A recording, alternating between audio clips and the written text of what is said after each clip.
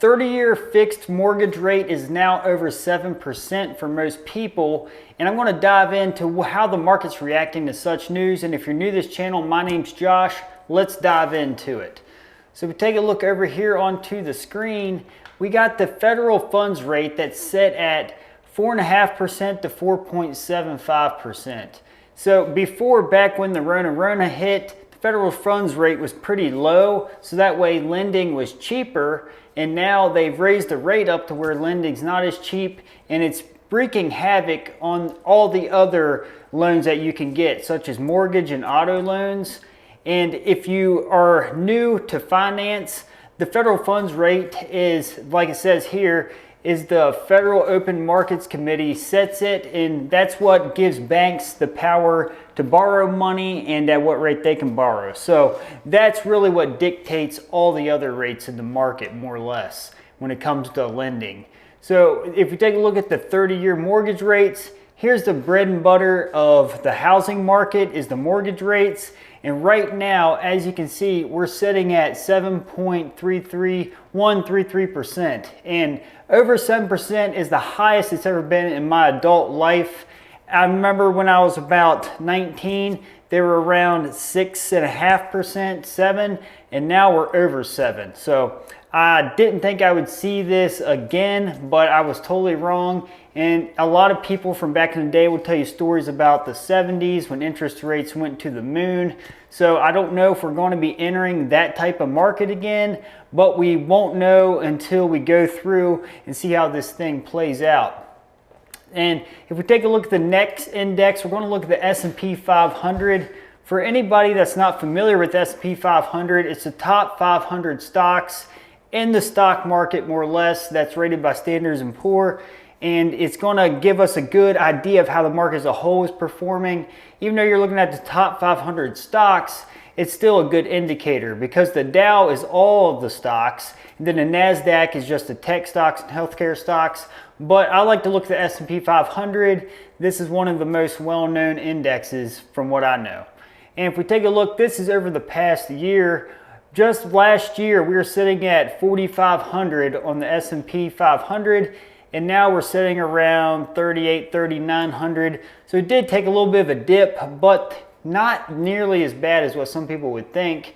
If we take a look at the 5-year, as you can see, we're up significantly. So whenever you're investing in stocks, it's always important to have a good long-term outlook. Don't ever think you're going to buy a stock today and you're going to get rich tomorrow, unless tomorrow is 10 years down the road.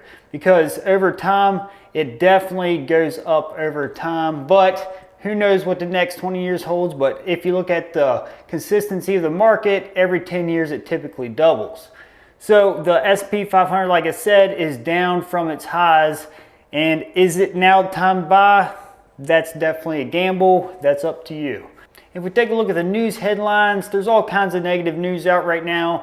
Everything from the stuff that's going on in Ukraine to the Russia drama, then China, and there's stuff now about Trump being arrested and all that type of stuff. So all kinds of interesting news going on. So that might weigh its toll on the market as well. And now if we take a look, I want to show you a more what I call a safe stock. This is one I feel like is the gold standard of investing in a single stock. Not that I ever say you should invest in a single stock. I'm just saying this would be the safest bet as a single stock in my opinion. But again, I would never recommend you buy a single stock.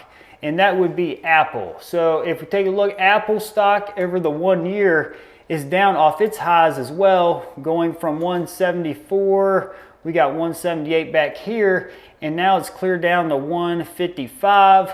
And I am a monthly buyer. I buy consistently of the Apple stock and of several other stocks, but I'm a big blue chip person. I like to buy blue chip stocks, and I'll get into speculative stocks some, but I like to play it safe for the most bet. And if we look at the 5-year on it, as you can see, most people are dumping their money into these safer bets.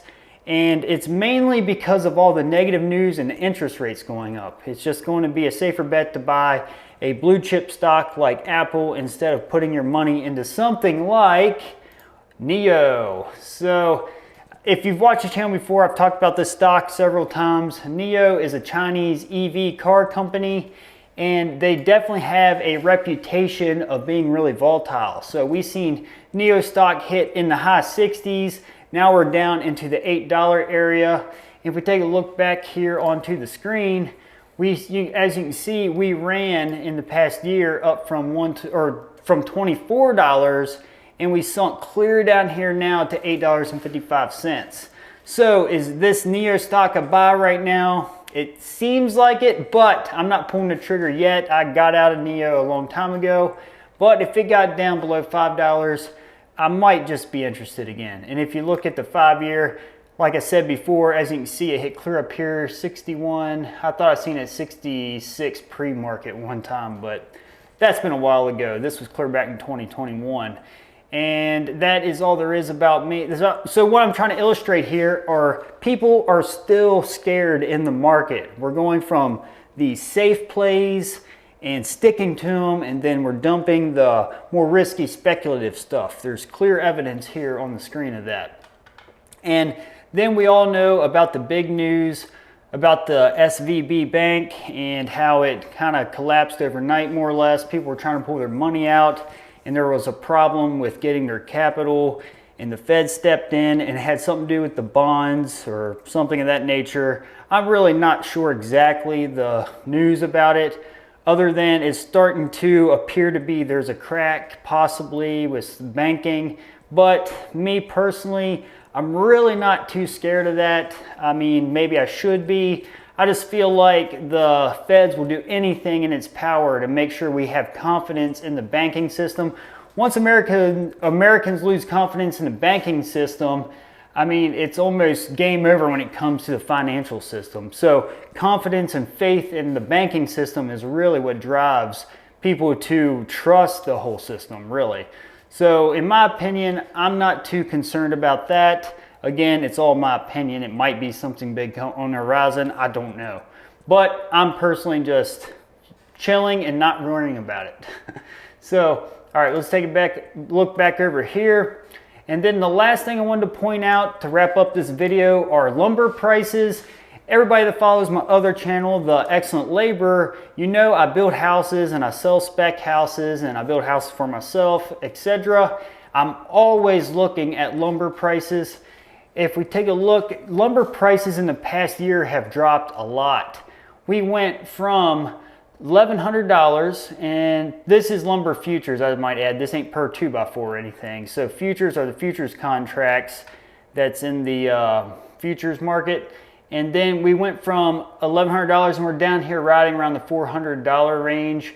And this is significantly lower than it has been in the past. And if you remember back when the Rona hit, lumber prices went to the moon. In fact, the house I'm in right now that I built on my other channel, the lumber prices were way higher than they are now. So I definitely bit the bullet when it came to building during that time. So now lumber prices have gone down a lot, and I'm going to be building a garage here soon because lumber prices came back down. So if we take a look at the 5-year with the lumber futures, you can see back here in 2021, it spiked clear up to about 1,700.